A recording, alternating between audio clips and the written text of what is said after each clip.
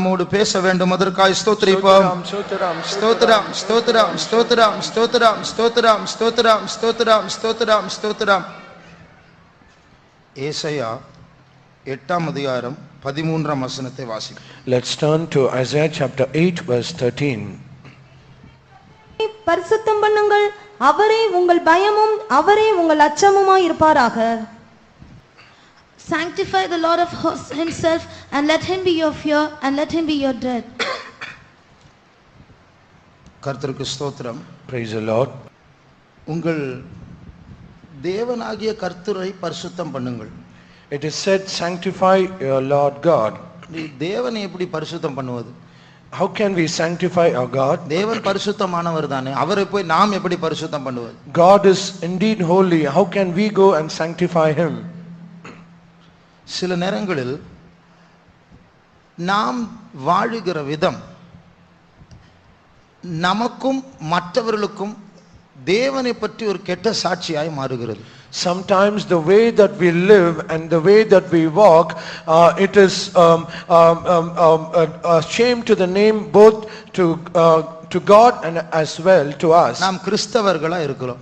We are Christians. கிறிஸ்தவர்கள் என்று சொன்னால் கிறிஸ்துவின் பெயரை சுமக்கிறவர்கள். When we say Christians, we bear the name of Christ. ஆகையால் நாம் வாழுகிற விதம் கிறிஸ்துவை பிரதிபலிக்கிறது.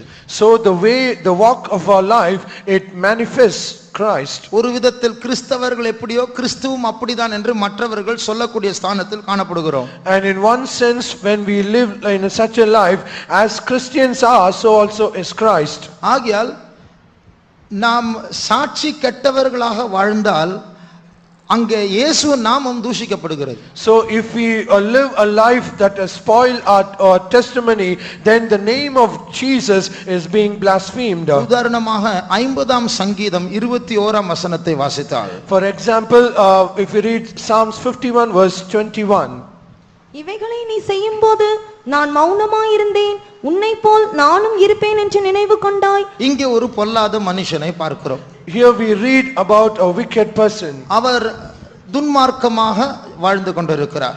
And he was leading a very wicked life. ஆண்டவர் இரக்கமுள்ளவராக மௌனமாய் இருக்கிறார். But God is merciful and he is silent. ஆனால் இந்த துன்மார்க்கன் என்ன நினைக்கிறார்? But what this wicked man thinks, ஆண்டவர் மௌனமாய் இருக்கிறபடினால் அவர் எனக்கு கை கொடுக்கிறார், இது பரவாயில்லை என்று சொல்லுகிறார். because God is silent, he is just encouraging me and he is supporting me. அப்ப சில நேரத்துல ஆண்டவர் மௌனமா இருக்கும்போது, தப்பு செய்தாலும் மௌனமா இருக்கும்போது, அவர் கிருபை உள்ளவர், இரக்கம் உள்ளவர், நீடிய பொறுமை உள்ளவர், உடனடியாக தண்டிக்கிறதில்லை. ஆகையால் நாம் ஆண்டவரை அசட்டை பண்ண ஆரம்பிக்கிறோம். But because sometimes God is merciful and he is long suffering and he is patient, and because he does not punish us, we take that an advantage and we try to sin more. ஆங்கிலத்தில் சொல்வார்கள் familiarity breeds contempt. அதனுடைய அர்த்தம், அதாவது நாம் சிலரோடு பழகும் போது அவர்கள் மேல் நாம் வைத்திருக்கிற மதிப்பு குறைய ஆரம்பிக்கும். And as it is said in English, familiarity breeds contempt. As we move along with some person, we get more knowledge and advantage of them. ஆண்டவரோடு பழக, ஆண்டவர் எவ்வளவு பெரியவர், பயப்படக்கூடியவர், அவரே உன் பயம், அவரே உன் அச்சமா இருக்கட்டும் என்கிறதான அந்த காரியம் நீங்கிவிடும். அவரை அற்பமா எண்ண ஆரம்பிக்கிறோம். And we will lose all the sense that God is so great and he has to be feared and he has to be dreaded, and we will lose all these things, but we will despise him and take him in a cheaper sense. இதை பற்றி தான் ஆண்டவர் இஸ்ரவேல் ஜனங்களோடு பழக வரும்பொழுது, யெசுரன், இஸ்ரவேலுடைய செல்ல பேர் தான் யெசுரன், கொழுத்து போய் உதைத்தான், அவர்களுடைய கண்மலையை அவர்கள் அசட்டை பண்ணினார்கள் என்று வேதம் சொல்கிறது. And concerning this, it is said about Israel, who is called as Jeshurun, he said he has become waxed fat and he has kicked the Lord and they have despised their rock. ஆகையால் உங்களுடைய தேவனாகிய கர்த்தரை பரிசுத்தம் பண்ணுங்கள் என்கிறதான வார்த்தையுடைய அர்த்தம் என்ன? So what is the meaning of the word saying sanctify the Lord God of hosts? உங்களுடைய கெட்ட சாட்சி நிமித்தம் ஆண்டவருடைய நாமம் தூஷிக்கப்பட்டு கொண்டு இருக்கிறதே, அந்த ஆண்டவருடைய பேரை மாற்றும்படியாக, அவருக்கு நல்ல பேர் உண்டாகும்படியாக நீங்கள் உங்களை மாற்றிக்கொள்ளுங்கள். Because of you the name of the Lord, that holy name is being blasphemed, so that name should be come back to be turned so that it might be magnified. You change yourself. நம்முடைய சுபாவம் எப்படி தெரியுமா? Do you know what is our character? ஆண்டவர் சீனாய் மலையில பயங்கரமான காட்சியோடு, மின்னலோடு, பூமி அதிர்ச்சியோடு, எக்கால சத்தத்தோடு, கார் மேகத்தோடு இறங்கும் போது நாம் எல்லாரும் பயந்து ரொம்ப தூரம் போய், மோசே நீங்க பேசினா போதும், ஆண்டவர் பேச வேண்டாம், பயமா இருக்கு. When God descended upon Mount Sinai with thunderstorms and with dark clouds and with so many sound of the trumpet, everyone was feared, and they said, Moses, it is enough that you speak to us, let God not speak to us. நாம் தூரமாய் போக வேண்டும் என்று ஆண்டவர் விரும்புகிறதில்லை. It is not that God desires that we have to go away from him. ஆகையால் அந்த மின்னலையும் அந்த பூமி அதிர்ச்சியும் கார் மேகத்தையும் விட்டு விட்டு சாதாரண குழந்தையை போல் பிறந்து வளர்ந்து நம்மத்தில் வாழ்ந்தார். இப்போ பயப்பட வேண்டிய அவசியம் இல்லை. ஆகையால் கிட்ட போய் சிலுவையிலே இறந்து விட்டோம். And because of that, there's no need for him to come down with lightnings and thunderstorms and with dark clouds. He has came as a little baby, weak and fragile, and he came and he lived among us. But now there's no need for us to fear him. Now we have despised him and we have crucified him. ஆகையால் ஆண்டவர் கோபம் கொண்ட தேவனை போல நம்மை அணுகினால் தூரமாய் போய் விடுவோம். பாசமான தேவனாய் வந்தனா அசட்டை பண்ணுவோம். And when God comes to us as a God that has to be dreaded, we run away from him. But when he comes as a little baby and with so much of affection, we kill him. ஆகையால் இன்றைக்குள்ள செய்தியின் தலைப்பு தேவ பயம்.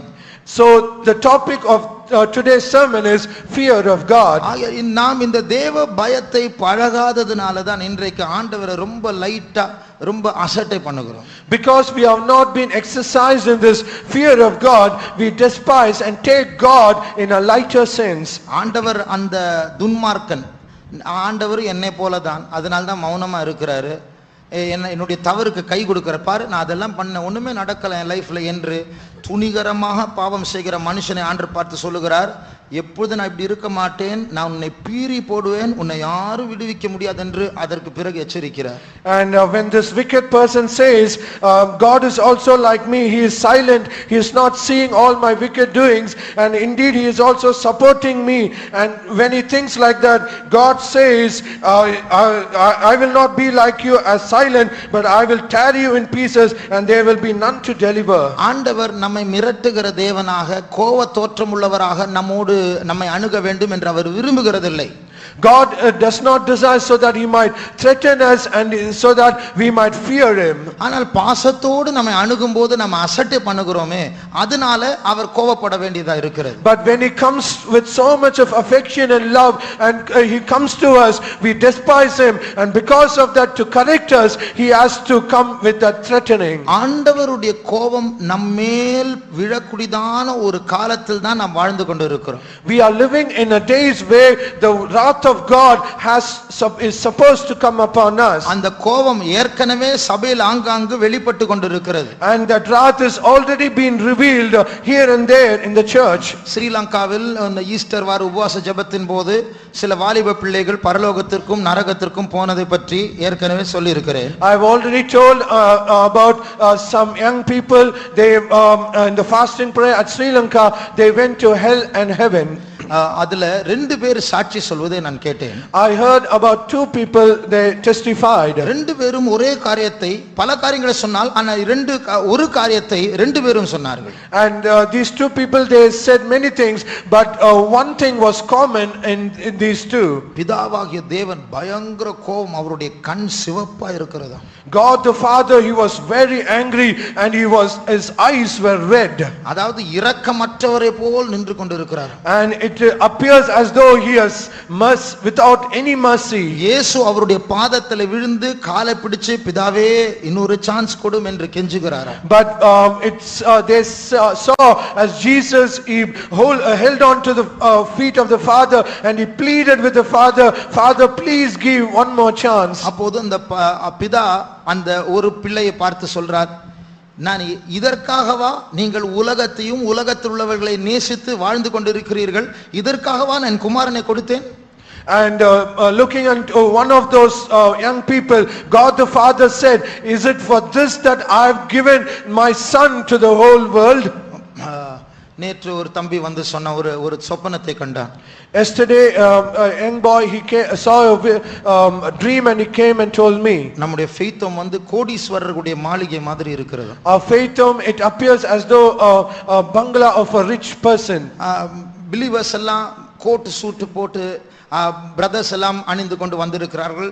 Sisters எல்லாம் latest Dress போட்டு உலக பிரகாரமாக வஸ்திரம் அணிந்து வந்திருக்கிறார்கள். And all the brothers, they were arrayed in all coats and suit, and they are seated, and all the sisters, they are arrayed in the latest dress and latest fashion, and they were seated here. இந்த building எல்லாம் உலக பிரகாரமாக நவநாகரிகமாக ஜோடிக்கப்பட்டிருக்கிறது. And all the building, it is being decorated with all the fashions of this world. அந்த சைடுல two wheeler park பண்ணிருக்கிற இடத்துல நகை கடைகள் வைத்திருக்கிறார்கள். And where all the two wheelers are being parked, they were all shops which were selling jewelry. அந்த பக்கத்துல வெளியில பார், மதுபானம் விற்கிறதான பார், clubs எல்லாம் இருக்கு, செட் பண்ணி இருக்கிறாங்க. And the other side, all the bars and where they sell wines and alcohol, it is being set there. எல்லாமே high deca இருக்கு. ரோபோட்ஸ் கூட வேலை செய்து கொண்டிருக்கிறது. And everything is being served by robots with high technology. இன்னொரு இடத்துல kids corner, சிறு பிள்ளைகளுடைய நவநாகரிகமான காரியங்கள் அங்க விற்கப்படுகிறது. And on the other side, there are kids corner where all the latest things are being sold. பிதாவாகிய தேவன் வந்து கேக்குறார், இதுக்காகவா என் குமாரனை ஒப்பு கொடுத்தேன்? எல்லா லேட்டஸ்டா இருக்கும்படியா, உலகத்தோடு போட்டி போடும்படியாக, நம்முடைய சபை இப்படி மாற்றும்படியா பிசாசு கிரியை செய்கிறான். ஆகையால் தான் அந்த சொப்பனத்தை காட்டுகிறார் ஆண்டவர். And it appears as though the father is asking, is it for this that I gave the life of my own son to you, for you to be arrayed in the latest fashion, and to correct this, that the dream was given. அப்பொழுதுதான் இயேசு திருப்பி சொன்னாராம், பிதாவே ஒரே ஒரு chance கொடும், நான் இதுக்கு மேல திருப்பி கேட்க மாட்டேன். And then it appeared as though Jesus said, Father, give me at least one more chance, and I will not ask any more. And he pleaded with the Father. இதற்கு மேல நான் திருப்பி கேட்க மாட்டேன் என்று இயேசு சொல்வதை கேட்கும் போதே பயமா இருக்கு. And the moment that we hear when Jesus said, henceforth I will not ask, it is a fear, great fear to us. ஆனால் அதற்கும் பிதா பதில் சொல்லவில்லையா, மௌனமா இருந்தார். And even to that the father did not reply. தூதர்கள் எல்லாம் எக்காலத்தை எடுத்து வாயில் போடுகிறார்களாம், ஊதுவதற்கு ரெடியா இருக்கிறார்கள். And all the angels are ready to blow the trumpet, and they kept the trumpet on their lips. அப்போ ரெண்டு பேர் இப்படி மாறி மாறி அவர்கள் ஒரே காட்சியை கண்டிருக்கிறார்கள். And these two people, they in turn they saw the same vision. அவருடைய கோபம் இன்னும் இறங்கவில்லை. இறங்கினால் எத்தனையோ பயங்கரமான காரியங்கள் அவர் நம்மை ஒப்பு கொடுப்பார். And his wrath is not come down or subsided, but though it has come, it will come down, he will yield us to so many things. அப்போ இன்னைக்கு சாட்சியில் கேட்டது போல இந்த கழுகு கூட்டம் கோழி குஞ்சுகளாகிய நம்மேல் பாய்ந்து வந்தா நம்முடைய கதி என்ன? And as it is said in the testimony, if all the host of all those eagles, it might come upon us, what will be our state? ஒரு வாலிப பிள்ளை அந்த பரலோகத்துக்கு போகும்போது இயேசுவை கண்டபோது, இயேசு இவளை கண்டபோது அவர் முதல் செய்தது அழுதாராம். And a young sister, when the moment that she saw this, immediately she cried. இயேசு பிதாவுடைய காலை பிடித்து இயேசு மௌனமா இருக்கிற நேரத்துல அந்த பிள்ளையை பார்த்து சொன்னாராம், இதுக்கு மேல நான் என்ன பண்ண முடியும்? And as Jesus was holding the feet of the father, Jesus looked unto that sister and said, what more can I do than this? பிதா இரக்கமற்றவர் அல்ல. It is not, the father is not without mercy. அவர் இரக்கமுள்ள பிதா என்று வேதமே சொல்லுகிறது. Even the scripture says he is a merciful father. ஆனால் அந்த இரக்கத்தை இழக்கக்கூடியதான ஒரு பொல்லாத ஸ்தானத்திற்குள் நாம் வந்திருக்கிறபடியால் தான் ஆண்டவர் கோபம் கொள்ளுகிறார். It is because that we have come in a state where he is without mercy, that wrath has come upon us. ஒரு நாள் மிரியாம் மேல ஆண்டவர் கோபப்பட்டார் பிதா. One day God the Father was angry towards Miriam. அவர் கூப்பிட்டார், அங்க எல்லாரும் வேலை சொல்லு. And he said, call everyone. ஆசரிப்பு கூடாரத்துக்கு முன்னாடி நிக்க சொல்லு. Let them come before the tabernacle. Abraham கிட்ட நான் பேசுவேன், அவன் நான் நேரா பேசுவேன். நான் மோசேயோடு I will talk to Moses face to face. நான் எனக்கு அவன் தவறு செய்தால் அது எனக்கும் அவனுக்கும். If he commits a mistake, it is between him and me. என் தாசனுக்கு விரோதமா உன் வாயை திறக்க உனக்கு என்ன அதிகாரம் உண்டு? What authority, what right do you have that you open your mouth against my servant? இப்படி சொல்லி கோபத்தோடு பிதா அப்படியே திரும்பி போயிட்டாராம். And as he said, with that great wrath, he turned and he went back. அப்படி திரும்பி போன உடனே மிரியாமுக்கு குஷ்டம் வந்தது. The moment that he turned back and went away, leprosy came upon Miriam. கை வைக்கவோ பேசவோ தேவையில்லை, அப்படி கோபத்தோடு அப்படியே திரும்பினார், குஷ்டம் வந்தது. And there's no need for him to place his hand and do all these things. It is enough that he turns, leprosy came upon her. வாசியுங்கள் என்னாகமம் 12ஆம் அதிகாரம் 9 10 வசனங்கள். Let's read Numbers chapter 12 verse 9 and 10. கர்த்தருடைய கோபம் அவர்கள் மேல் மூண்டது, அவர் போய்விட்டார், மேகம் கூடாரத்தை விட்டு நீங்கி போயிற்று. மிரியாம் உறைந்த மழையின் வெண்மை போன்ற குஷ்டரோகியானாள். அவர் போய்விட்டார், அவள் குஷ்டரோகியானாள். He departed and Miriam was a leper. இதே போல நம் மத்தியில் இருக்கிற ஆண்டவர் அந்த சிவப்பான கண்ணோடு கோபத்தோடு இருக்கிறவர் நம்மை விட்டு போய்விட்டார்னு சொன்னா தேசத்தில் இருக்க அத்தனை பேர் இங்க வந்து விடும். And so also as we see the Father with eyes so red and with so much anger, if he turns back and go, then a great disaster will come upon us. நமக்குள்ள பயங்கர சண்டைகள், பின்மாற்றத்தின் வல்லமைகள், குழப்பங்கள், பிசாசுகள், பாவங்கள் பெருகும். And among us there will be strife and devils will come and they will be without peace and there will be problems in our midst. ஆகையால் இந்த நாட்களில் நமக்கு மிகவும் அரிதான குறைந்து கொண்டிருக்கிற அந்த தேவ பயத்தை நாம் பெற்றுக்கொண்டு வளர்ந்து அது அவருக்கு கொடுக்க வேண்டும். So in these days let us receive the fear of God that is diminishing in all these days, and receive that fear of God and let us grow in that fear of God and cling on to him. நாம் ஆண்டவரை அதிகமாக மதிக்க பழக வேண்டும். We need to have a habit to respect God or reverence God. நான் எஜமானனா இருந்தால் என்னுடைய பயம் எங்கே? If I be a master, where is that fear? நான் உங்களுக்கு அப்பாவா இருப்பேன் என்றால் என்னுடைய கனம் எங்கே? If I be a father, where is my honor? ஆகையால் எங்கெல்லாம் ஆண்டவரை நாம் அசட்டை பண்ணுகிறோம், எப்படி எல்லாம் தேவனை பயப்பட வேண்டும் என்று நாம் கற்றுக்கொள்ள வேண்டும். So we need to learn where all places that we need to fear and honor our God. இன்றைக்கு தேவ பயத்தை பற்றிதான ஒரு 4-5 விளக்கங்களை சொல்ல விரும்புகிறேன். Today I desire to speak about 4 or 5 things about fear of God. தேவ பயம் என்றால் என்று சொல்லி ஒரு 4-5 விளக்கங்கள். I need to explain 4 or 5 things about fear of God. இதை வைத்து நம்முடைய ஜீவியத்தை ஆராய்ந்து பார்ப்போம். And based on that, let us examine our life. முதலாவது தேவ பயம் என்றால், firstly, what is the meaning of fear of God? நமக்கு நஷ்டம் உண்டானாலும் தேவனை கீழ்ப்படிவது தேவ பயம். And though we meet all our losses, in that state, if we obey to our God, that is the fear of God. Obeying God at one's own loss. நமக்கு நஷ்டம் உண்டானாலும் தேவனை கீழ்ப்படிவது தேவ பயம். Obeying God at one's loss, then it is the fear of God. ஆதியாகமம் 22ஆம் அதிகாரம் 12ஆம் வசனத்தை வாசிப்போம். Let's read Genesis chapter 22 verse 12.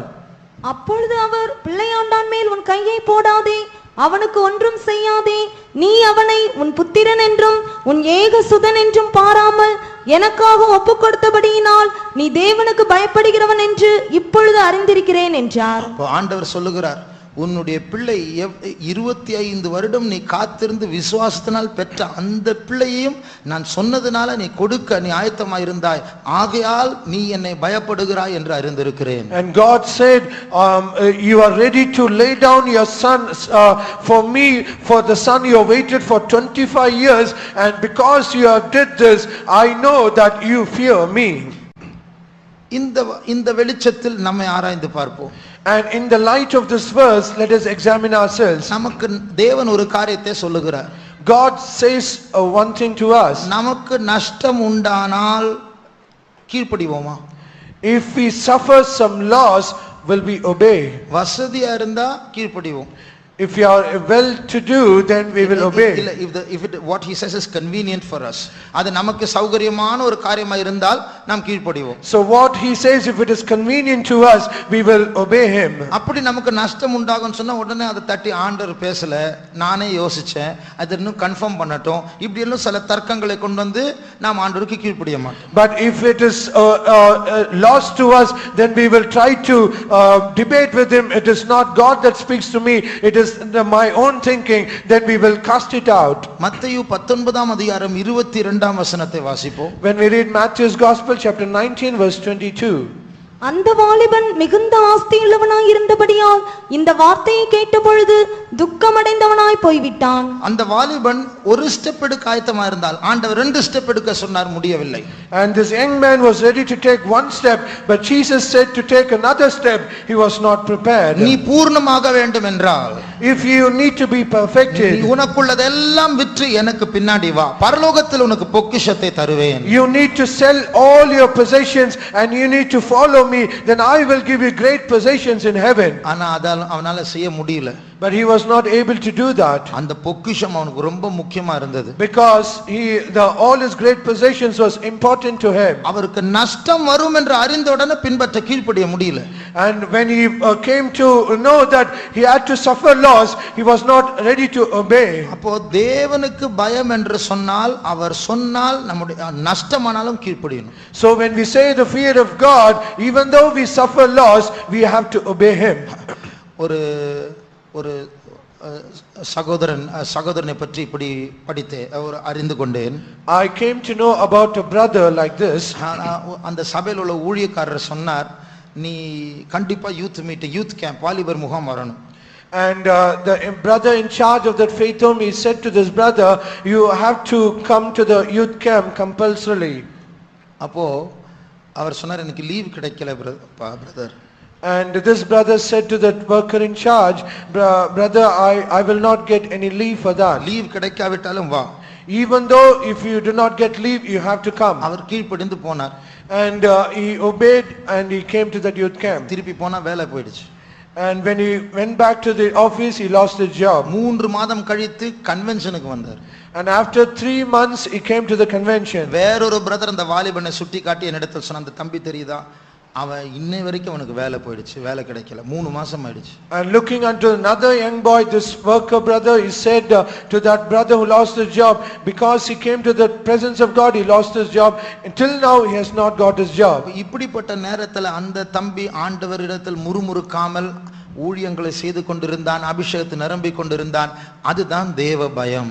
And even in that times, this brother, he did not murmur against God, and he was rejoicing God, and he was doing the ministry of God. இப்போ என்னுடைய ஜீவியத்துல அப்படி ஒரு அனுபவம் உண்டு. Even in my life, I had such an experience. என்னுடைய தகப்பனுக்கு cancer வியாதி வந்தது. My father was afflicted with cancer. அவருடைய கடைசி நிமிஷங்களில் நானும் என்னுடைய தம்பியும் போராடி கொண்டு ஜெபித்து கொண்டே இருந்தோம் அவருடைய உயிருக்காக. At the point of death, I and my brother was striving with God so that to get my father back to life. அன்றைக்கு அடையாறில் பெரிய அம்மச்சியா இருந்ததான கிறிஸ்டி அம்மச்சி சொன்னார்கள், இப்படி எல்லாம் ஜெபிக்காத, ஒப்பு கொடுத்து ஜெபம் பண்ணு. And at that point of time, the sister in charge, Sister Christy, was there, and she instructed us, you should not pray like this, you should submit your father to the will of God, and you should pray. ஒப்பு கொடுத்து ஜெபம் பண்ணுங்கள், கர்த்தர் திருப்பி கொடுத்தால் கொடுக்கட்டும், எடுத்தால் எடுக்கட்டும். You submit your father to the hands of God, whether God gives your father back to life or he takes him away, let him do it. அதை ஏற்றுக்கொள்ள கொஞ்சம் கஷ்டமா இருந்தது. And it was really difficult to accept that. ஆனால் கீழ்ப்படிந்து ஜெபித்தோம். But however, we obeyed and we prayed. ஆபிரகாமுடைய பிள்ளை ஆபிரகாமுக்கு மறுபடியும் கிடைத்தது. என்னுடைய தகப்பன் 1/2 மணி நேரத்தில் மரித்தார்.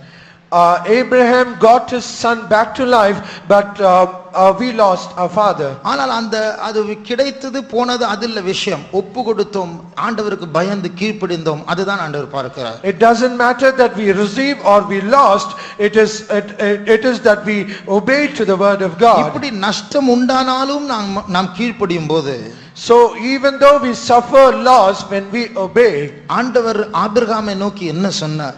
looking unto Abraham, what did God say? உன்னை நான் ஆசீர்வதிக்கவே ஆசீர்வதிப்பேன். In blessing I shall bless you. இந்த முழு பூமியில் உள்ள எல்லா ஜாதிகள் உன் நிமித்தம் ஆசீர்வதிக்கப்பட போகிறார்கள். All the nations of the whole earth, through you they shall be blessed. என்ன ஆனது தெரியுமா? Do you know what happened? Abraham தன்னுடைய சொந்த பிள்ளையை கஷ்டப்பட்டு பெற்றெடுத்த அந்த பிள்ளையை வெட்ட அவன் சம்மதம் தெரிவித்த போது, When Abraham, he accepted and he was ready to slay his only own son whom he bare for so many years. ஆபிரகாமே நிறுத்து என்று சொன்னது மாத்திரமல்ல, Not only the angel said, Abraham, stop. நீ என்னை பயப்படுகிறாய் என்று போல் அழிந்திருக்கிற என்று சொன்னது மாத்திரமல்ல, Not only God said, now I know that you fear me. அவனுக்குள்ள ஒரு ஊற்று திறக்கப்பட்டது. There was a spring that was open in him. Abraham மூலமா எல்லா ஜாதிகளும் ஆசீர்வதிக்கப்படுகிற ஒரு ஊற்று. And that fountain or spring, through Abraham all the nations of the whole earth should be இதே போல blessed. நமக்கு நஷ்டம் உண்டானாலும் ஆண்டவர் சொல்லுகிறார் என்று சொல்லி பயந்து கீழ்ப்படிந்தால் நமக்குள்ள தேவ பரலோகத்தினுடைய ஊற்று கண்கள் திறக்கப்படும். So also, even though we suffer loss, when we obey to God, when he says, then there will be a fountain or a spring that will proceed out, so that it might be a blessing to others. இதற்கு நானும் சாட்சியா இருக்கிறேன். I am also witness to this. என் தகப்பன் மரிப்பதற்கு முன்பாக Before my father passed ஒரு away, ஊழியக்காரனை அழைத்து அவர் சொன்னார், a servant of God, he called me and said to me நான் like என்னுடைய this, ஜீவனை ஆண்டவருடைய கரத்தில் ஒப்படைக்கிறேன். I yield my life to God. அப்போது நாங்கெல்லாம் விசுவாசிகள். And then we were only believers. அப்போ என் தகப்பன் அந்த ஊழியக்காரர் சொன்னார், இப்படி நீங்க சொன்னா எப்படி உங்க மனைவி பிள்ளைங்கள்லாம் இருக்கிறாங்களே? And this servant of God said, how can you say like this? You have your wife and your sons. அப்பொழுது ஊழியத்துக்கு வருவதை பற்றி ஒன்றும் பேசவில்லை. ஆனால் அவர் தீர்க்க தரிசனத்தை போல் மரண படுக்கையில் சொன்னார், அவர்களுக்கு ஒரு அழைப்பு உண்டு, ஏற்ற நேரத்தில் கர்த்தர் அவர்களை பிரித்தெடுப்பார். And then we did not have anything of his death, but the servant of God has said as a prophecy. Servant of God, no, my dad. My dad has a vision or a prophecy calling that they will be servants of God in the future. என்னுடைய தகப்பன் அப்படி எங்களை பற்றி சொன்னார். And my father said like this about us. அப்போ அது அப்படியே நிறைவேறினது. And it happened likewise. அப்போ அவர் நஷ்டமானாலும் நான் சாட்சியா சொல்கிறேன், என் தகப்பன் இருந்த நாட்களை விட என் தகப்பன் இல்லாத நாட்களில் ஆண்டவர் என்னை ஆசீர்வதித்தது மாத்திரமல்ல, ஆசீர்வாதமாய் மாற்றினார். More than the days where my father was alive, and my God has blessed me in so many ways when my father was not here. ஆகையால் நாம் சுயநலவாதிகளை போல ஒரு சில காரியங்களை நஷ்டம் உண்டாகும் என்று சொல்லி ஆண்டவர் சில காரியங்களை செய்ய சொல்லும்போது அழைக்கும் போது கீழ்ப்படியாமல் போனால், So if we are selfish and if we do not do all those things, seeing that we have to suffer loss and we do not do things that God has said unto us, அது வேண்டும் என்கிற ஒரு காரியத்தை யோசித்து கீழ்ப்படியாமல் இருக்கிறோம் பாருங்க, அது நமக்கு கிடைக்கும். and we will say that we need that, it will happen to us, ஆனது அது அற்ப காலமாக தான் இருக்கும். but it will be only for a few days. ஆனால் எத்தனையோ மனுஷர்களுக்கு நாம் ஊற்றா இருக்க வேண்டுமே, ஆசீர்வாதமா இருக்க வேண்டும், அந்த ஊற்று கண்கள் அடைக்கப்படும். But the fountain that is supposed to be a blessing to so many people, that fountain will be closed. ஆகையால் நாம் இதை இந்த வசனத்தின் வெளிச்சத்தில் நஷ்டம் உண்டானாலும் கீழ்ப்படிய ஒப்பு கொடுப்போமா? So in the light of this verse, let us obey even though we suffer loss. இரண்டாவது, Secondly, தேவ பயம் என்று சொன்னால் என்ன? so what does it mean when we have to fear God? மனுஷர்களுடைய பிரமாணத்திற்கு மேலாக தேவனுடைய பிரமாணத்திற்கு முக்கியத்துவம் கொடுப்பதுதான் தேவ பயம். Giving importance more than the rules of or the commandments of men, and giving importance to the rules of God, that is fear of God. யாத்திராகமம் 1 அதிகாரம் 17 வசனத்தை வாசிப்போம். Let's read Exodus chapter 1 verse 17. மருத்துவச்சிகளோ தேவனுக்கு பயந்ததினால் எகிப்தின் ராஜா தங்களுக்கு இட்ட கட்டளைப்படி செய்யாமல் ஆண் பிள்ளைகளையும் உயிரோடே காப்பாற்றினார்கள். பார்வோன் ராஜா ஒரு கட்டளை கொடுத்தார். Pharaoh, he gave a commandment. எகிப்திய மருத்துவச்சிகள் அந்த இஸ்ரவேல் ஸ்திரீகளுக்கு பிள்ளைகள் பிறக்கும்போது The midwives in Egypt, when the Israelite women, when they are about to deliver their ஒரு child, ஆண் பிறந்தால் கொலை செய்ய வேண்டும். if that baby is a boy, it should be killed. பெண் பிறந்தால் பிறக்க விட வேண்டும். But if that is a girl baby, then they should allow that to be born. ஆனால் அந்த மருத்துவச்சிகள் தேவனுக்கு பயந்து பார்வோன் சொன்னதை கேட்காமல் அவர்கள் ஆண் பிள்ளைகளை பிறக்க விட்டார்கள். But this midwives, they feared God and they did not give heed to the words of Pharaoh, and they allowed that boy babies to be born. இது அவர்களுக்கு தேவையில்லாத காரியம். அவர்களுடைய உயிர் அங்கே ஆபத்தில் இருக்கிறது.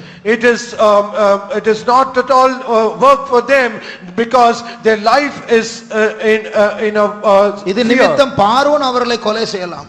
And because of that, Pharaoh shall kill them. ஆனால் பார்வோனுக்கு பயப்படாமல் தேவனுக்கு பயந்து இந்த காரியத்தை அவர்கள் செய்தார்கள். But they did not fear Pharaoh, but they feared God, and they did this thing. இப்ப சில நேரத்துல கவர்மெண்ட் சட்டங்கள் தேவ சட்டங்களுக்கு விரோதமா இருக்கும். Sometimes the rules of the government, it will be against the rules of God. நீங்கள் வேலை செய்கிற கம்பெனி சட்டங்கள் தேவனுடைய வேத சட்டங்களுக்கு விரோதமா இருக்கும். And the rules at your workplace, it will be against the rules of God. ரட்சிக்கப்படாத பெற்றோர் சொல்லுகிற சட்டங்கள் வேதத்திற்கு விரோதமா இருக்கும். And all the rules of the unsaved parents, it will be against the rules of God. நம் படிக்கிற ஸ்கூல்ல சில காரியங்களை சொல்வார்கள், அது வேதத்திற்கு விரோதமா இருக்கும். And the school where we study, all the rules will be against the scriptures. யார் என்ன சொன்னாலும் தேவனுக்கு பயந்து மற்றவர்கள் சொல்லுகிற காரியங்களுக்கு கீழ்ப்படியாமை காட்டி தேவன் சொல்வதை கீழ்ப்படிவதுதான் தேவ பயம். And whatever it be, if we do not give heed to all the rules of others, and if we give heed to God and to the rules of God, that is the fear of God. இதுல என்ன செய்வது, அவங்க அப்படி சொல்லிட்டாங்க, இப்படி செஞ்சுதான் ஆகணும், கர்த்தர் என்னை மன்னிக்கட்டும் அப்படி சொல்லிட்டு சமரசம் செய்றோம் பாருங்க, தேவ பயம் இல்லை என்று அர்த்தம். But if you try to compromise, saying what shall we do, they are saying like this, we have to obey, and if you try to compromise, then that is not the fear of God. என்ன பண்றது, அப்படி compulsory ஆக்கிட்டாங்க, அதனால என் பிள்ளையை நான் அனுப்பிட்டேன் அப்படின்னு சொல்லுவது தேவனை பயப்படவில்லை என்று அர்த்தம்.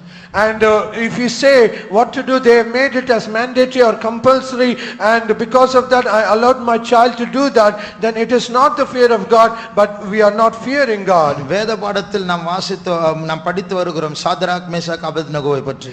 And in the Bible study we have been studying about Shadrach, Meshach and Abednego.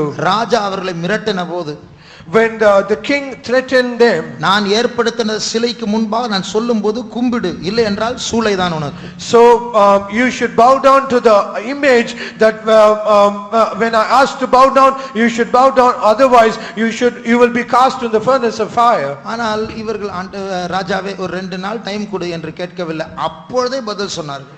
But these 3 people, they did not ask the king, oh king, give me 2 days option. Immediately they said, we will not do it. ஆங்கில மொழிபெயர்ப்பின்படி அவர்கள் சொல்லுகிறார்கள், ராஜாவே இந்த காரியத்துல நாங்க ஜாக்கிரதையாய் பதில் சொல்ல வேண்டும் என்ற அவசியம் இல்லை. And English, it is clearly said, oh king, there is no need for us to give a reply to you in this. இப்பொழுது we don't have to be careful to answer you in this. We do not need to be careful to answer you in this. இப்பொழுதே நாங்கள் பதில் சொல்லுகிறோம். Even now we give an answer to you. எங்கள் தேவன் எங்களை காப்பாற்றுவார். Our God will save us. அப்படி ஒருவேளை காப்பாற்றாவிட்டாலும் நாங்கள் இந்த சிலைக்கு முன்பாக வணங்க மாட்டோம். Even though he will not save us, we will not bow down to this image. அதுதான் தேவ பயம். That is the fear of God. ஆகிய இன்றைக்கு வருகிற நாட்கள்ல அந்தி கிறிஸ்து வரும்போது பைபிள்ல சொல்லப்பட்டிருக்கிறது, அவன் சத்தியத்தை தரையில் போடுவான். And in these days about the Antichrist, it is said in the Bible, he will cast the truth in the earth. அவன் பிரமாணங்களை மாற்றுவான். He will change all the statutes. அப்போ வாசிக்க நேரமில்லை. தானியேல் 8ஆம் அதிகாரம் 12ஆம் வசனத்திலும் We do not have time to read all these verses. Let's read Daniel chapter 8:12. 7ஆம் அதிகாரம் 25ஆம் வசனத்திலும் இந்த காரியங்களை வாசிக்கிறோம். அவர் சட்டங்களை மாற்றுவார், சத்தியத்தை தரையில் போடுவான். And we read about how he will change all the laws and statutes even in 7:25. ஆகையால் கவர்மெண்ட் சமுதாயம், பள்ளிக்கூடங்கள், கம்பெனிஸ் கிறிஸ்தவ மார்க்கத்துக்கு விரோதமா புதிய சட்டங்களை எழுப்ப போகிறார்கள். அந்த நேரத்தில் நாம் ஒத்து போக கூடாது, வேலை போனாலும் பரவாயில்லை. And so the governments, the society, the workplace and all the place of education, all they are going to place all the commandments against the law of God.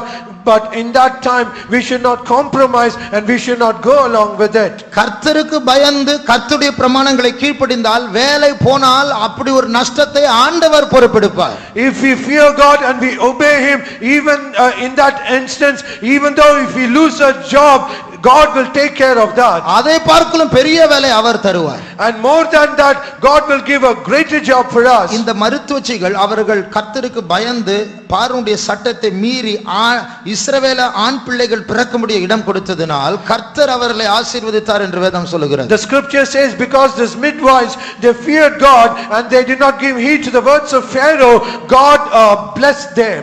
21ஆம் வசனம் வாசிங்க. யாத்திராகமம் 1:21. Let's read Exodus chapter 1 verse 21. மருத்துவச்சிகள் தேவனுக்கு பயந்ததினால் அவர்களுடைய குடும்பங்கள் தலைக்கும்படி செய்தார். அவருடைய குடும்பங்கள் தலைக்கும்படி செய்த. ஆங்கிலத்தில் he built them houses, அவர்களுக்கு வீடுகளை கட்டினார் என்று சொல்லப்பட்டிருக்கிறது. And in English it is said God built them houses.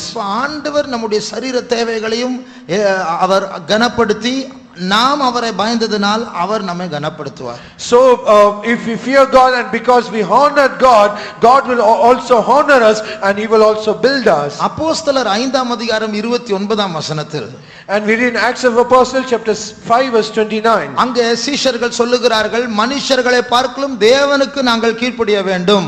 And the disciples said, more than men we have to fear God. வாசியுங்கள். அதற்கு பேதுருவும் மற்ற அப்போஸ்தலரும் மனுஷருக்கு கீழ்ப்படிகிறதை பார்க்கிலும் தேவனுக்கு கீழ்ப்படிகிறதே அவசியமாய் இருக்கிறது. மனுஷர்களுக்கு கீழ்ப்படிவதை பார்க்கலும் தேவனுக்கு கீழ்ப்படிவது அவசியமாய் இருக்கிறது. They said we ought to obey God rather than men. அப்படி கீழ்ப்படிந்தால் என்ன நடக்கும்? If we obey likewise, what will happen? 32ஆம் வசனத்தை வாசியுங்கள். Let's read verse 32.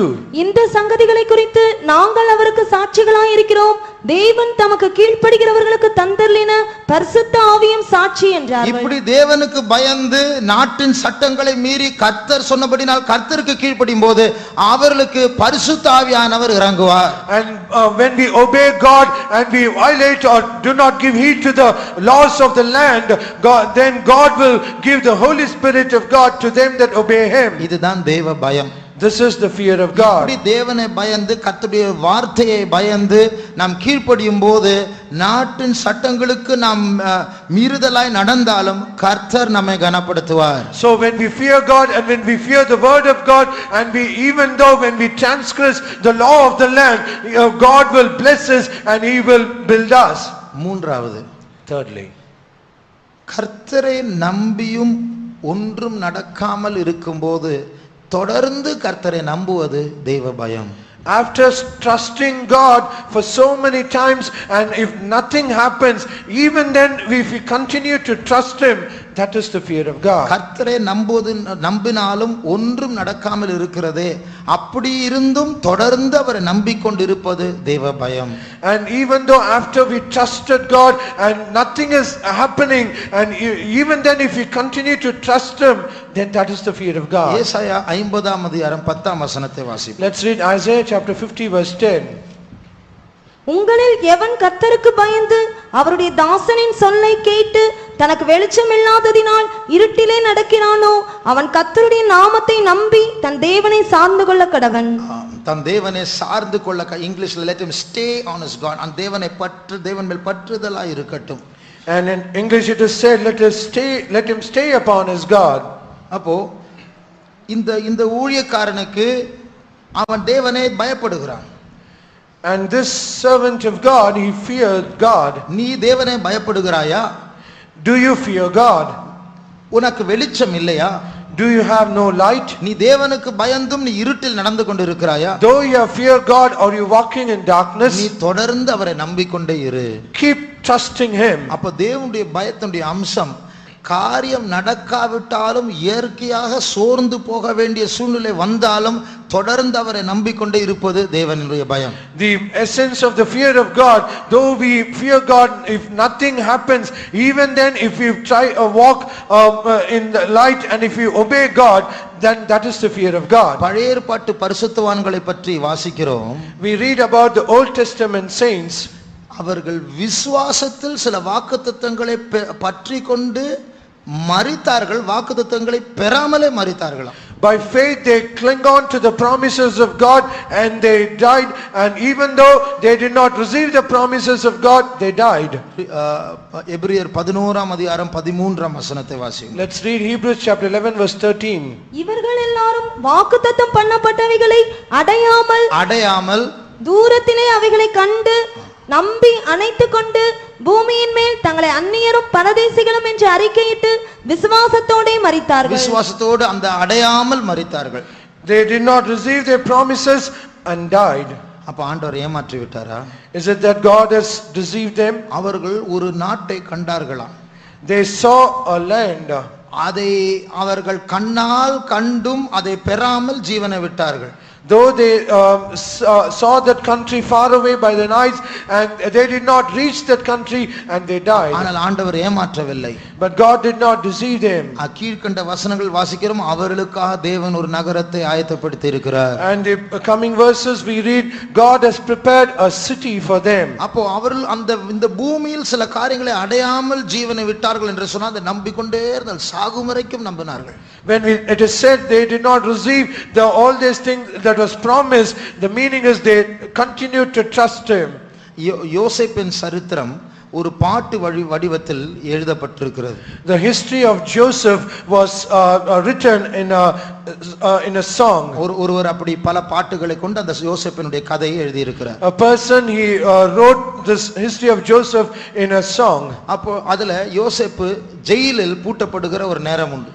And in that song there was an instance where Joseph was imprisoned. அந்த பாட்டுடைய வார்த்தைகள் இப்படி சொல்லுகிறது. That words of that song, it says like this: நீ என்னை கொண்டு என்ன வேண்டும் என்றாலும் செய்து கொள். You can do whatever you like with me. இந்த ஜெயிலுடைய ஜன்னல்களை அடைத்து வெளிச்சம் எனக்குள் வராதபடிக்கு பூட்டிக்கொள். And you can close the windows of this jail and so that light cannot enter into my room. என்னை நீ பரியாசம் செய்யலாம். You can mock at me. ஆனால் என்னுடைய வாழ்க்கையினுடைய உத்தரவு ஆன்சர் பதிலானது இந்த பூமியில் அல்ல. It lies far from this world. இந்த உலகத்தை கடந்து இருக்கிறது. But the answer to me, it does not lie in this earth, it is far away from this land. அந்த அர்த்தம், நீ என்னை ஜெயிலில் பூட்டி கொண்டு வெளிச்சம் வராதபடிக்கு நீ சிரித்து என்னை அடைத்து போட்டாலும் நான் சோர்ந்து போக மாட்டேன். ஏனென்ற என்னுடைய இருதயம் தூர பார்வை உள்ளதா இருக்கிறது. The meaning is, though you imprison me and close the windows so that light cannot come into my room, then I will not be discouraged or fainted, because my answer and my light is from far away. ஏசாயா 50ஆம் அதிகாரம் 10ஆம் வசனத்தில் ஒரு வசனத்தை வாசித்தோம். And we read a verse in Isaiah chapter 50 verse 10. ஒரு ஊழியக்காரன் கர்த்தரை நம்புகிறான், ஆனாலும் இருட்டில் இருக்கிறார். A servant of God, he has trusted in his God, but however he is walking in darkness. இப்படி நம்பாதவர்களை பார்த்து அடுத்த வசனம் சொல்லுகிறது. And looking unto such people who did not believe, the next verse says, நீங்கள் தேவனை தொடர்ந்து நம்பாமல் போனால் துக்கத்தில் அமிழ்ந்து போவீர்கள். If you do not trust in God continuously, then you will be filled with sorrow. அதனுடைய அர்த்தம் என்ன? What is the meaning? நீ இப்பொழுது அவரை நம்பியும் அவர் பதில் சொல்லாமல் இருக்கிறார். Even though you have trusted him now, he is not answering you. நீ இப்பொழுது நம்பி அவர் மௌனமா இருக்கிறாரே, அதனால் ஒரு சலிப்பு வருமே. And because you trusted him and he is not answering, there will be a fainting in your heart, frustration in your heart. அதனால ஒரு சோர்வு வருமே. And because of that you will have a discouragement. அந்த சோர்வை பார்க்கிலும் நீ நம்பாமல் வேற ஏதோ செய்ய போனால் ஒரு துக்கம் வரும். அந்த துக்கம் பயங்கரமா இருக்கும். And because of that fainting, you will have a sorrow. That sorrow will become more rather than the sorrow when he does not answer you. யாராவது இங்க உட்கார்ந்து கொண்டு என் கேள்விக்கு பதில் கிடைக்கவில்லை, எத்தனையோ நாள் ஜெபித்துக் கொண்டு இருக்கிறேன், எவ்வளவு நாள் இனி நீடித்திருக்க போகிறது என்று சொல்லுகிறீர்களே, சாகும் வரைக்கும் அவரை நம்பும்படியாய் பிரதிஷ்டை செய்யுங்கள். So if at all is there anybody who is seated here and you say that I've been praying unto him for so many days and still I have not received an answer, please continue to trust him till the point of your death. என் தேவன் என்னை ஏமாற்ற மாட்டார். My God will not deceive me. எனக்கு வாக்குத்தத்தம் கொடுத்தவர் உண்மையுள்ளவர், அவர் அப்படியே செய்வார். He that has given a promise to me, he will do it as is. அவர் கைவிடாதவர், அவர் சொன்னபடியே செய்வார். He will not leave me, he will do as he has said. அவர் சில நேரத்துல நாம் நினைப்பதற்கும் வேண்டிக் கொள்வதற்கும் மேலாக கிரியை செய்வார், குறைவாக கிரியை செய்ய மாட்டார். But sometimes he will work and answer in things that is exceedingly and abundantly above all that we could ask, but sometimes he will not do that. ஆங்கிலத்தில் எத்தனை அந்த வார்த்தை எபேசியர் 3ஆம் அதிகாரத்துல In Ephesians chapter 3, அவர் சொல்லுகிறார்,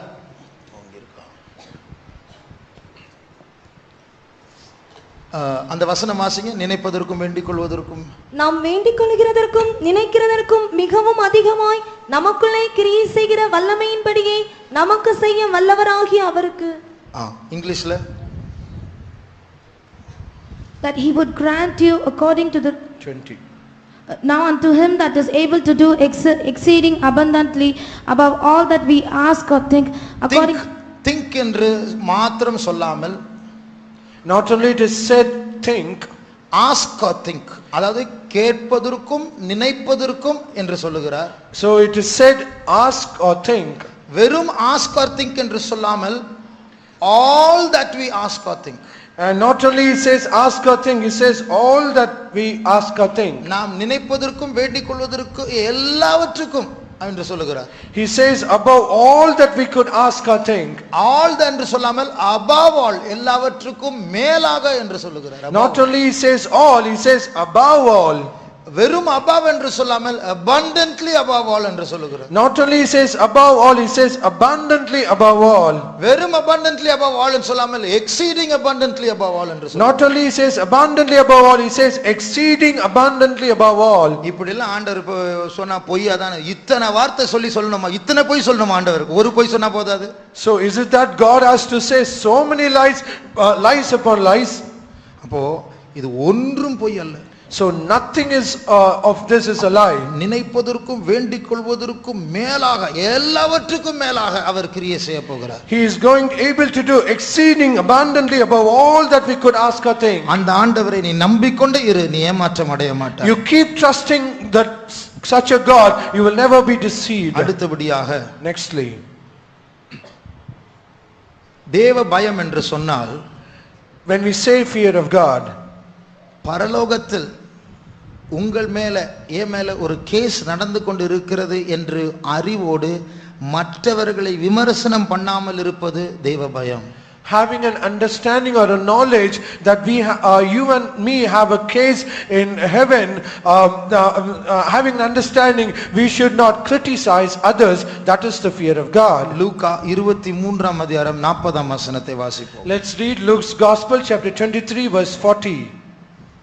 மற்றவன் அவனை நோக்கி, நீ இந்த ஆக்கினைக்குட்பட்டவனாயிருந்தும் தேவனுக்கு பயப்படுகிறதில்லையா? அந்த கள்ளன் சொல்லுகிறார் இயேசுவை பார்த்து, நீ தேவகுமாரனா இருந்தா எங்களை எல்லாம் ரட்சித்துக்கொள். That malefactor, he says, if you're a God, if thou be Christ, save thyself and us. அப்ப அந்த கள்ளன் இன்னொரு கள்ளன் சொல்லுகிறார், நீயே திருட, நீ தப்பு பண்ணி இருக்கிற, அவர் என்ன நீ இப்ப பேசிட்டு இருக்கிற? And the other malefactor says, thou thyself are a thief, then why are you mocking at him? அந்த மற்ற சிலுவை கள்ளன் ஆரம்பத்தில் விமர்சனம் பேசினார், பின்னாடி பயந்து சரிப்படுத்தினார். And the other person who said like this, initially he also mocked at Jesus, but however he repented and he said these words to him. அதற்கு பிறகு மௌனமா இருந்தார். ஆண்டவரே என்னை நினைத்துக் கொள்ளும். And after that he was silent and he said, Lord, when they come us into thy kingdom, remember me. அந்த கள்ளனை போல நாம் எல்லாரும் குற்றவாளிகள் தான். So as that malefactor or the thief, we are also like that. எப்படி பிரதான ஆசாரியனாக யோசுவா பரலோகத்தினுடைய நீதிமன்றத்துக்கு முன்பா நிறுத்தப்பட்டாரோ, சாத்தானால் நிறுத்தப்பட்டாரோ, உங்களுக்கு எனக்கு தெரியாமலே சரீரப்பிரகாரம் அங்க போறதில்லை, ஆனா நம்முடைய பேர் அடிக்கடி இழுக்கப்படுகிறது கோர்ட்டில். As Joshua the high priest was made to stand before God, being condemned by Satan, so also without our knowledge, not being physically but in the spirit, we are every day we are being made to stand before God. நம்முடைய வழக்கு இன்னும் தீரவில்லை. Our case is not still closed. அப்ப நம்முடைய case அங்க மூடாம இங்க நம்ம வாயை மூடாம இருந்தா எப்படி இருக்கும்? So if having our case not closed, then if we do not close our mouth, what that shall be? சில வீடுகள்ல இப்படி ஒரு வாசகம் இருக்கு. In some of the houses there is a phrase like this: Christ is the head of this house, a silent listener to every conversation, the unseen guest at every meal. And it's Christ is the head of house, is the unseen guest for every conversation, and is host to every meal. அதாவது இயேசு தான் இந்த வீட்டுக்கு தலைவனா இருக்கிறார். The meaning is, it is Jesus who is the head of this house. அந்த வீட்டார் உட்கார்ந்து சாப்பிடும் பொழுதெல்லாம் கண்ணுக்கு தெரியாத விருந்தாளியா அங்கே அவர் கூட உட்கார்ந்து கொண்டிருக்கிறார். So as and when the members of the family they dine in their food, God will be as an invisible guest. உட்கார்ந்து என்னமெல்லாம் பேசுறோமே யாருக்கும் தெரியாது என்று சொல்லி அவர் சைலண்டா எல்லாவற்றையும் கேட்டுக்கொண்டிருக்கிறார். And we being seated and we have all our conversations, he will be as a silent host in that. நம்ம பெரிய நிரபராதிகள் மாதிரி, பரிசுத்தவான்கள் மாதிரி இவங்களையும் நம்ம குற்றப்படுத்தி அவங்க சரி இவங்க சரி சொல்லிட்டு நம்ம சிங்காசனம் உட்கார்ந்து எல்லாரையும் நியாயத்து இருக்கிறோம். சிங்காசனம் உட்கார போகிறவர் எல்லாத்தையும் கேட்டுட்டு ஒரு நாள் அவருக்கு முன்னாடி நம்ம நிக்கணும். அப்ப என்ன செய்ய போறோம்? And we think as though we are innocent, and we say we find fault with such and such person, and what will we do when we are going to stand before that judge of all who is seated on the throne? ஒரு நாள் ஒரு விசுவாசி, one day a believer, அவர் ஒரு தப்பு பண்ணார். he committed a mistake. அவர் என்கிட்ட போன்ல சொன்னார், பிரதர் நான் ரொம்ப நாள் இந்த சர்ச்சுக்கு வர, நான் எல்லாரையும் பார்த்துட்டேன், ஒருத்தரும் சரி கிடையாது. And he said, brother, I've been visiting this church for so many years and I've seen everyone, none of them is good or right. அப்போ அவர் மேலே கேஸ் இருக்கு பரலோகத்துல, அவர் ஒருத்தரும் சரி கிடையாது நியாயத்து இருக்கிறார். அப்போ ஆண்டவருக்கு முன்னாடி அவர் நிற்கும் போது என்ன ஆகும்? So he himself has a case in heaven, and he says none of the church members is right. Then he has to stand before God one day on the throne. Then what will he answer? நீங்களும் நானும் குற்றவாளி கூண்டல நின்னு இரக்கத்தை தேட வேண்டியவர்கள் நம்ம சிங்காசனத்தில் உட்கார்ந்து எல்லாரையும் கையை காட்டிட்டு இருக்கிறோம், அவன் சரியில்லை இவன் சரியில்லை. You and I are supposed to be in that cage of the person being accused, judgment bar. Then if we try to find fault with others, then when God judges us, what will happen? அப்போ நாம் தாழ்த்த வேண்டிய நாட்கள் இது. So these are the days where we have to humble ourselves. எனக்கே ஒரு case என் பேர்ல இருக்கு என்று சொல்லி பயப்பட வேண்டிய நாட்கள் இது. And these are the days where we have to fear that already we have a case against us in heaven. என்னுடைய கேஸை க்ளோஸ் பண்ணக்கூடிய ஒருவர் இருக்கிறார், அவருடைய இரக்கத்தை நான் பெற வேண்டும் என்று அவரை அதிகமாக மதிக்க வேண்டும். So we should respect and reverence that one person who alone has the power to close our case. ஒரு முறை ஒரு குற்றவாளி அவருக்கு ஒரு நோட்டீஸ் வந்தது.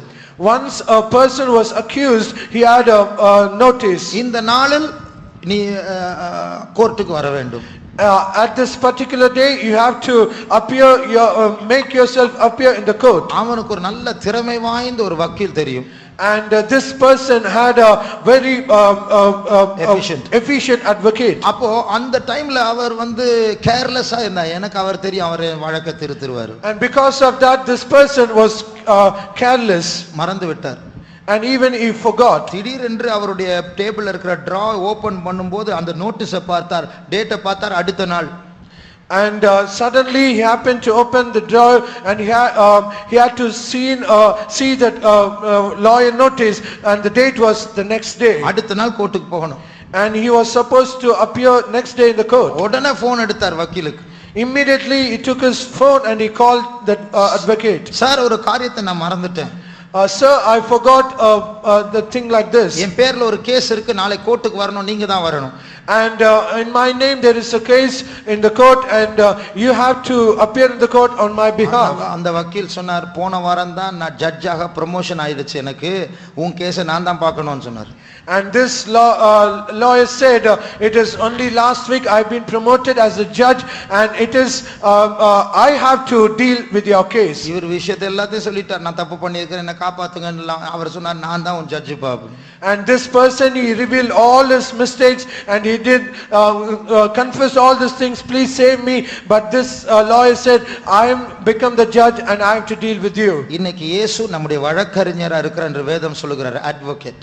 And today the scripture says Jesus is an advocate for us. சீக்கிரமாக ஜீசஸ்க்கு ஒரு ப்ரமோஷன் கிடைக்க போகிறது, வெள்ளை சிங்காசனத்தில் நியாயாதிபதியாக உட்கார போகிறார். And very soon Jesus who is an advocate is going to be promoted as judge, and he is being seated on the white throne. நாம் எல்லாரும் அவருக்கு கணக்கு ஒப்புவிக்க வேண்டும் என்று வேதம் சொல்லுகிறது. And the scripture also says we all should give an account of us. அவர் ஒருவேளை இரக்கம் பாராட்டலாம், Perhaps he will have mercy upon us. அந்த இரக்கம் வேண்டும் என்றால் அதற்கேற்றபடி நாம் நடக்க வேண்டும். If at all we have to receive that mercy, we should walk in such a way. அந்த மனம் திரும்புதலான அந்த சிலுவை கல்லனை போல, நான் தப்பு பண்ணினேன் ஆண்டவரே என் மேல் இரக்கம் பாராட்டும் என்று தாழ்த்தினால் அந்த கோர்ட்டில் இரக்கம் கிடைக்கும். As that malefactor who repented and he humbled himself, say, oh Lord, please remember me when thou comest, then we will have mercy in that court. கடைசியாக Finally, தேவ பயம் என்று சொன்னால், when we say the fear of God, இயேசுவுடைய இரண்டாம் வருகை மிகவும் சமீபமாய் இருக்கிறது என்று உணர்ந்து அதன் திசையில் நடக்கிறது தான் தேவ பயம். having a realization that the second coming of Christ is very nigh, then having a walk worthily to that thing, that is the fear of God. எபிரேயர் 11ஆம் அதிகாரம் 7ஆம் வசனத்தை வாசிப்போம். When we read Hebrews chapter 11 verse 7, விசுவாசத்தினாலே நோவா தற்காலத்திலே காணாதவைகளை குறித்து தேவ எச்சரிப்பு பெற்று பயபக்தியுள்ளவனாகி தன் குடும்பத்தை ரட்சிப்பதற்கு பேழையை உண்டு பண்ணினான். அதனாலே அவன் உலகம் ஆக்கினைக்குள்ளானதென்று தீர்த்து விசுவாசத்தினால் உண்டாகும் நீதிக்கு சுதந்திரவாளி ஆனான். தன்னுடைய காலத்தில் அது வாசிங்க திருப்பி, தன் காலத்திலே தற்காலத்திலே காணாதவைகளை குறித்து, காணாமல் இருந்தவைகளை குறித்து. அவருடைய காலத்துல காணாமல் இருந்த என்னது அது? in his days, what are those things that are not seen? என்னது? மழை. அந்த காலத்தில் மழை இல்லை, ஆனால் ஆண்டவர் சொல்றார் மழை பெய்ய போகிறது. அப்படியே நம்பி பயந்து பேழையை உண்டாக்கினார். And in his days there is nothing called rain, but even though he believed God, and when God said I will bring rain, and he prepared that ark. அதுவரைக்கும் அவனுடைய காலத்தில் காணாத அந்த மழையை பற்றி பயந்து கர்த்தர் சொன்னதை கீழ்ப்படிந்தார். And till then he believed on the rain that hitherto he did not see, and he obeyed to God. நம்முடைய காலத்தில் மழை காணக்கூடிய ஒரு காரியம். And in our days rain is something that we can see. ஆனால் நம்முடைய காலத்தில் காணாத ஒரு காரியம் உண்டு. But in our days there is a thing that we cannot see. அந்த நாட்கள்ல அதுவரைக்கும் பெய்யாதது மழை. நம்முடைய காலத்தில் இதுவரைக்கும் நடக்காத ஒரு சம்பவம் உண்டு. In those days till then rain was something that is unknown to them, but in our days there is one thing that is unknown to us. அது என்னது? What is that? அதான் இயேசுவுடைய இரண்டாம் வருகை. That is the second coming of Christ. அப்போ நோவா தன் காலத்தில் காணாத ஒரு காரியத்தை பற்றி அறிவிப்பு பெற்ற உடனே தன்னை ஆயத்தப்படுத்தினார், குடும்பத்தை ஆயத்தப்படுத்தினார், பேழையை ஆயத்தப்படுத்தினார். So when Noah was warned of God of things not seen as yet, he moved with fear, prepared himself and as well as his family. ஆண்டவர் பேசின உடனே பயந்து அதை செய்தார். And after God has spoken, it is said he feared. வீட்டு தலைவர்களே, உங்களுடைய குடும்பங்களை அந்த டைரக்ஷன்ல தான் நடத்துறீங்களா? All the heads of all the families, are you leading your family with that fear? சில பிரதர்ஸ் அவங்களுடைய குடும்பத்தை பிள்ளைகளுக்காக சேர்த்து வைக்கிறது, அந்த பிள்ளைக்கு சொத்து சேர்த்து வைக்கிறது, பேங்க் அக்கௌண்ட்ல பணம் வைக்கிறது, ஏன்னா நாளைக்கு கல்யாணம் நடந்தா செலவுக்கு இதெல்லாம் கரெக்டா இருக்கிறாங்க. ஆனா குடும்ப ஜெபம் நடத்துறது, குடும்பத்தை காலையில எழுப்புறது, வசனங்களை படிக்க வைக்கிறது, தெய்வீகத்துல வளருது, இந்த தரிசனம் இல்லை அப்படின்னா தேவ பயம் இல்லை. Some brothers and fathers in their family, they make all efforts to save money in the bank and save all possessions for their children because for their future, for their marriage life. But they do not give any importance to conduct family prayer and raise them up in the early morning praising and to bring up their children in the fear of God. They do not give any importance to that. சிலர் நினைக்கிறார்கள் இயேசு வருகிறார் என்று சொல்லிக்கொண்டே இருக்கிறார், இன்னும் 50 வருடம் அவர் வரமாட்டார் என்று. அப்படிப்பட்டவர்கள் தேவ பயம் இல்லாதவர்கள். ஏனென்றால் நோவா அந்த பயப்பட்டு பேழை உண்டு பண்ணினான். And some says it has been said Jesus is coming for almost 2000 years but still he has not come. Perhaps it might take another 50 years for him to come. Such people, they do not have the fear of God as Noah feared. பேதுரு சொல்லுகிறார், சிலர் இயேசுவின் வருகை பற்றி பேசினால் அவர்கள் மனதார அறியாமல் இருக்கிறார்கள். அதாவது அறியாமை வேற, மனதார அறியாமை வேற. அறியாமை என்று சொன்னால் எனக்கு தெரியல சொல்லி கொடுங்க, மனதார அறியாமல் இருக்க நீங்க சொன்னாலும் நான் நம்ப மாட்டேன். And as St. Peter said, there are ignorance in that. There is a difference between ignorance and willing ignorance. When we say ignorance, we can say them and they will accept it, but people who have a willing ignorance, we cannot correct them. அப்போ ஜலப்பிரளயம் வந்து அவர்களை வாரி கொண்டு போகும் வரைக்கும் அறியாதிருந்தார்கள் என்று வேதம் சொல்லுகிறது. And the scripture says till the flood came and they swept all them, till then they were ignorant. ஆகையால் நாம் அந்த கூட்டத்தில் சேர்ந்து பயம் இல்லாமல் நடக்க கூடாது. So we should not join ourselves to that group and we should not walk without fear. நம்முடைய கண்களை மூடுவோம். Let us close our eyes. இதா கோபமா இருக்கிறார். A father is really angry. அந்த கோபம் மாற வேண்டும் என்றால் இயேசு பரிந்து பேசினாலும் போதாது. And if that anger has to be subsided, even Jesus intervenes and he pleads, it is not enough. ஏனென்றால் நாம் அந்த அளவுக்கு ஆண்டவரை துக்கப்படுத்தி இருக்கிறோம். Because to that great extent we have grieved our God. அப்படி என்றால் நாம் நம்மை தாழ்த்த வேண்டும். If that be so, we should humble ourselves. அந்த பிள்ளைகள் பார்த்த அந்த காட்சியில பிதா ஒரு காரியம் சொன்னார். And in that vision that young people saw, the father said one thing. நான் மன்னித்தாலும் இவர்கள் இப்படிதான் இருப்பார்கள்.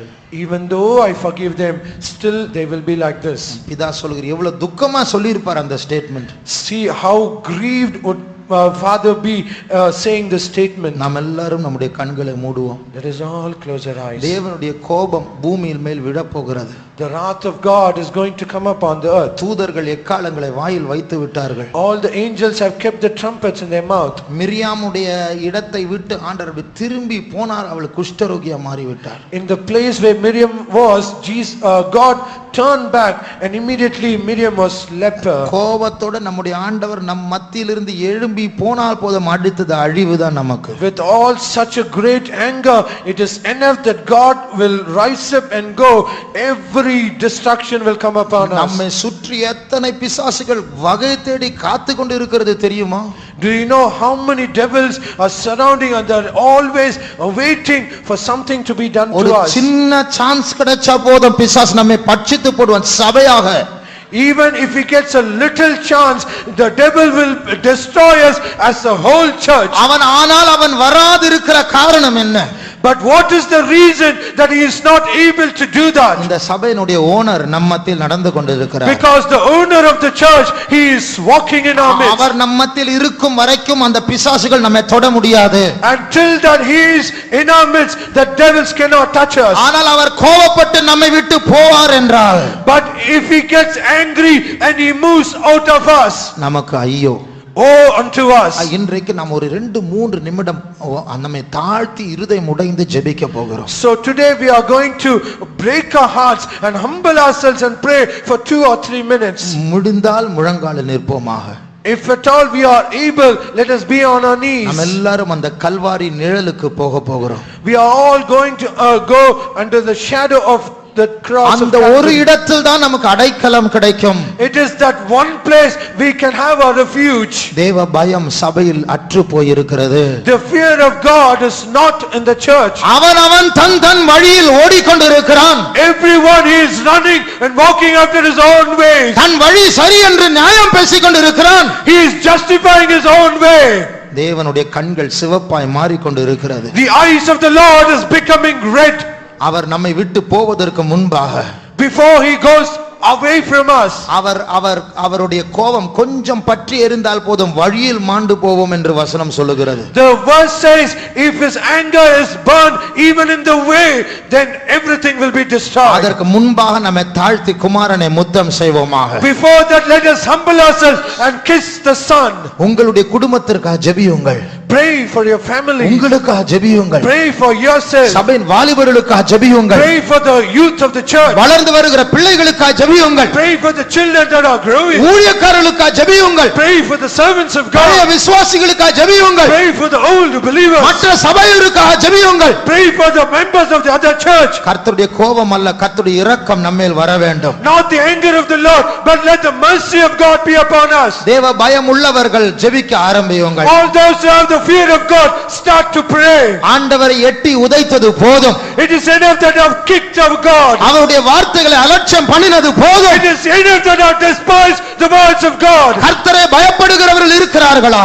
Is there any that fear your God? ஆண்டவரை நோக்கி கூப்பிடுவோமாக. Let us call unto our God. ஆண்டவரே, எங்களை அடித்து விடாதிரும். Oh Lord, do not smite us. எங்களை ஒரு விசை மன்னியும் ஆண்டவரே. Lord, forgive us one more time. எங்கள் மத்தியில் உலாவுகிற தீய சக்திகளை தொடாதபடிக்கு எங்களை காப்பாற்றும் ஆண்டவரே. Oh Lord, protect us so that none of the evil powers touch us. எல்லாரும் ஜெபிக்க மாட்டார்கள். All will not pray. எல்லாரும் பயப்பட மாட்டார்கள். All will not fear. சில அகங்காரிகள் இருப்பார்கள், அவர்கள் பயப்பட மாட்டார்கள். There are so many heady minded people, they will still be like that. அவர்களுக்கு எல்லாம் தெரியும். They know everything. ஆனால் எனக்கு ஒன்றும் தெரியாது என்று யாராவது இருப்பீர்கள் என்றால் ஆண்டவரை நோக்கி கூப்பிடுவோமாக. But if there are any people who say I do not know anything, let us start to call on the God. நம்முடைய நம்முடைய கிரீடங்களை தரையில் வைத்து அவருக்கு முன்பாக தாழ விடுவோமாக. Let us cast down all our crowns from our head and let us fall prostrate. விமர்சனம் செய்தது போதும். It is enough that I have criticized. நானே குற்றவாளி.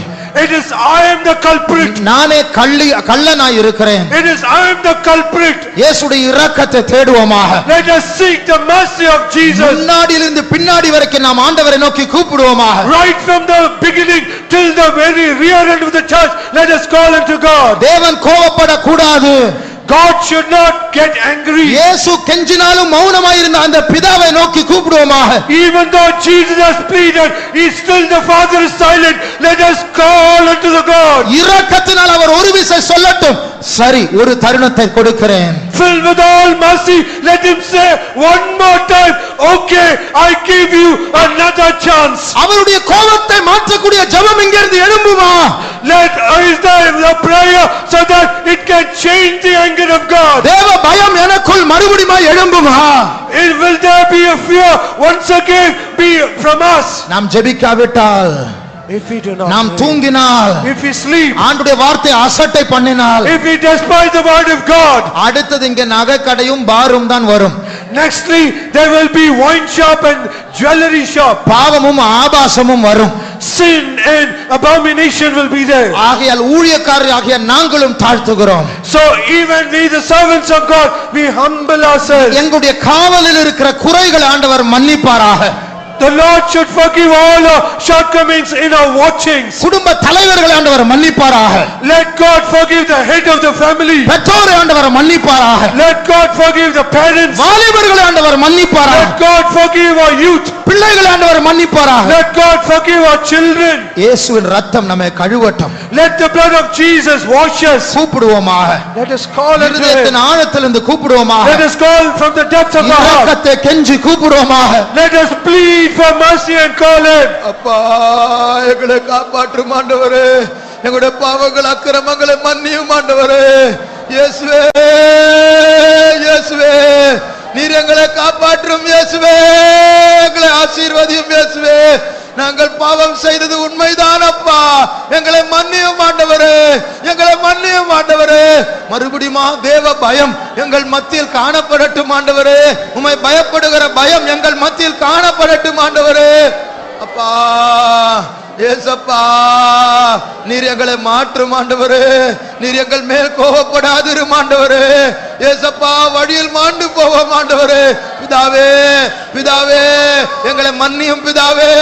எங்களை ஒரு விஷயம் மன்னியும் பிதாவே. Thank you, Lord. We thank you, Jesus. We praise, we praise, we praise you. ஸ்தோத்திரம் இயேசுவே, ஸ்தோத்திரம் இயேசுவே. கர்த்தர் நம்முடைய ஜெபத்தை கேட்டுக்கொண்டிருக்கிறார். God is hearing our prayers. நம்முடைய வார்த்தைகள் அவர் எழுதி கொண்டிருக்கிறார். He is writing down our words. ஞாபக புத்தகத்தில் அவர் எழுதி கொண்டிருக்கிறார். He is writing all those words in the book of remembrance. கர்த்தருக்கு பயந்தவர்கள் பேசிக் கொண்டிருக்கிற வார்த்தைகள் அவர் எழுதி கொண்டிருக்கிறார். And God is writing down the words of them that fear God. சூளையை போல எரிகிறதான ஒரு நாள் வந்து கொண்டிருக்கிறது. There is going to be a coming a day that is burning like an oven. அப்பொழுது கர்த்தரை பயப்படுகிற உங்கள் மேல் நீதியின் சூரியன் உதிக்க போகிறார். Then upon all those who fear God, the sun of righteousness shall shine upon you.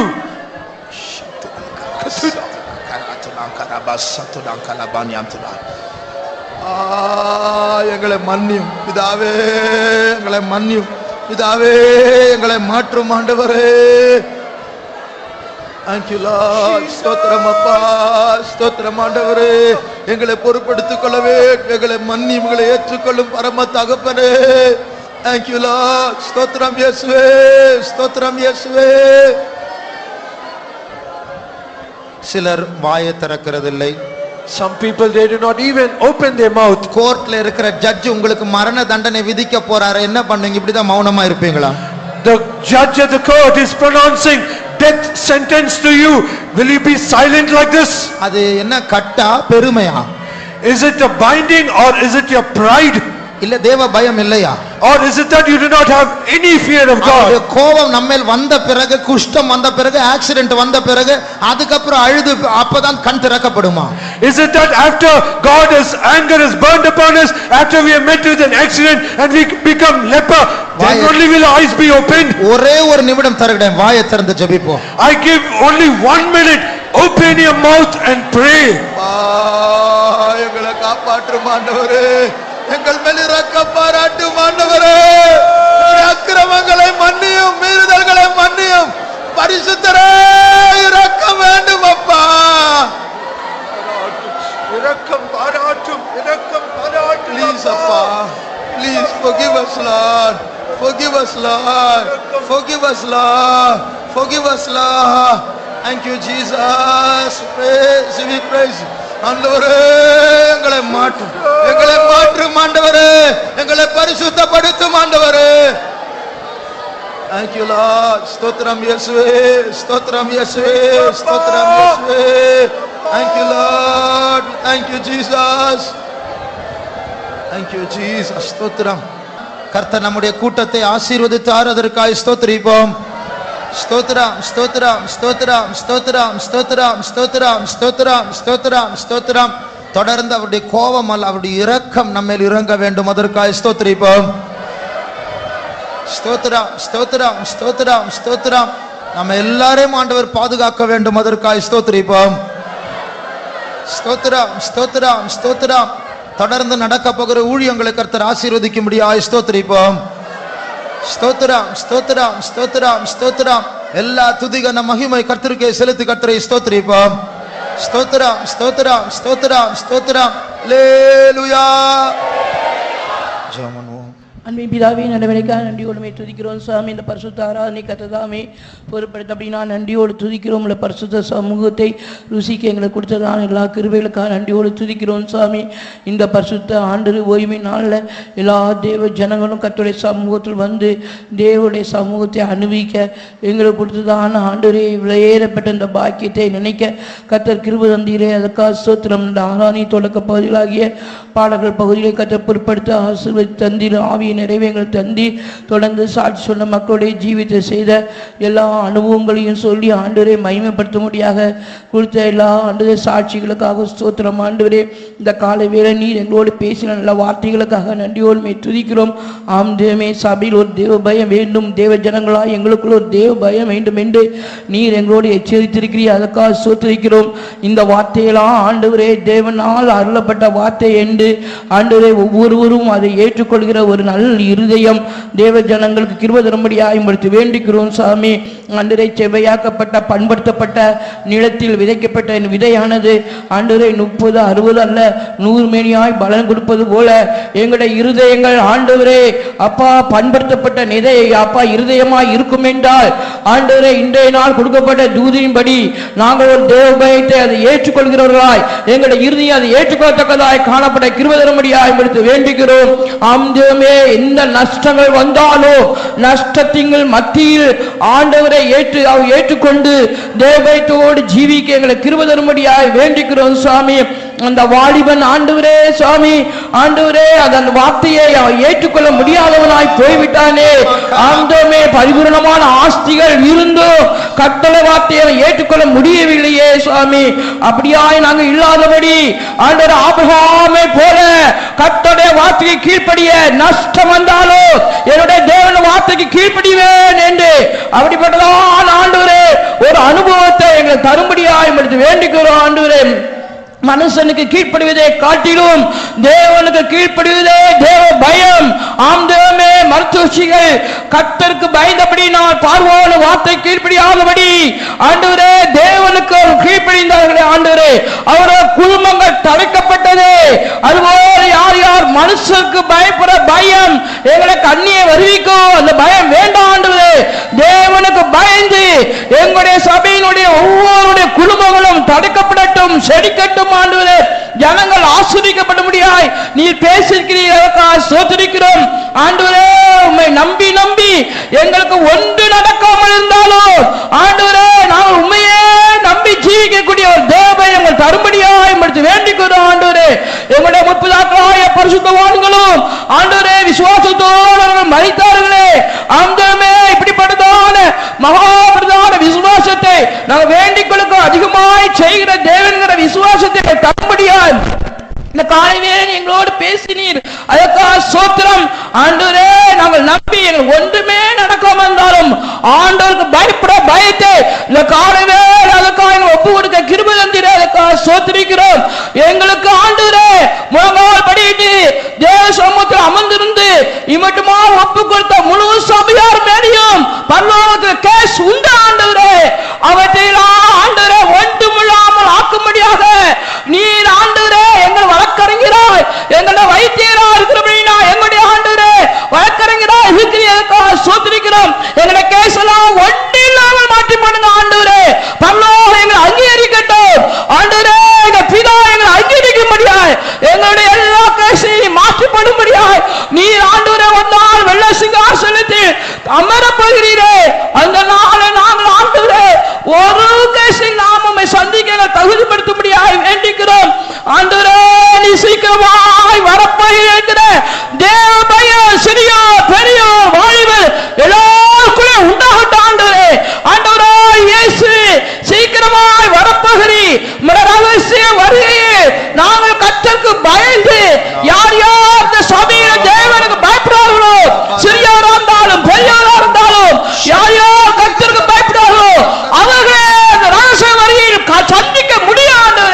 ஆனபடினால் நீர் எங்களோடு எச்சரித்திருக்கிறீர், பேசியிருக்கிறீர். முழு சபையாரும் கர்த்தருக்கு பயப்பட பயத்து ஒப்புக் கொடுத்து முழு சபையாரும் வருகையில காணப்பட தகுதிப்படுத்தும். தாழ்த்தி விட கருத்தில் ஒப்படைக்கிறோம். தாசனை ஆசீர்வதியும் இயேசு நாமத்தில் கேட்கிறோம் பிதாவே. Amen. May the grace of our Lord Jesus Christ, the love of God the Father, and the sweet fellowship of the Holy Spirit rest and abide with us now and until Jesus returns in glory. Hallelujah. Hallelujah. Hallelujah.